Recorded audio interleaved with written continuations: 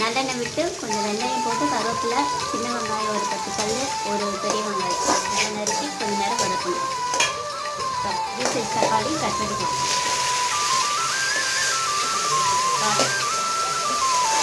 உப்பு தேவையான அளவு தக்காளி வதங்க வந்துட்டு போட்டுக்கலாம்.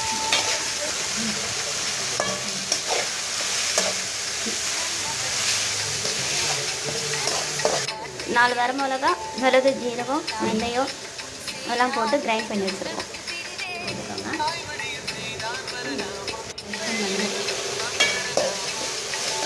நல்ல தக்காளி மேஷ் ஆகிற வரைக்கும் வதக்கணும்.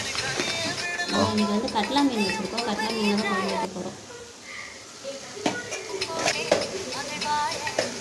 ஓகே, இந்த மசாலா கிரைண்ட் பண்ணி வச்சுருக்க மசாலா போட போகிறோம். இதில் ஒரு மரமட்டை மல்லி வந்து சேர்த்துருக்கோம். சைஸ் பொடியை வந்து நம்ம கரைச்சி வச்சுருக்கோம். இதை ஆட் பண்ணிக்கலாம். தேவையான அளவு தண்ணி ஊற்றிக்கலாம். குழம்பு நல்லா கொதிச்சோன்னா நம்ம மீன் எடுத்து போட்டுடணும். ஒரு ஹை ஃப்ளேமில் 5 மினிட்ஸ் நல்லா கொதிக்க வைக்கணும்.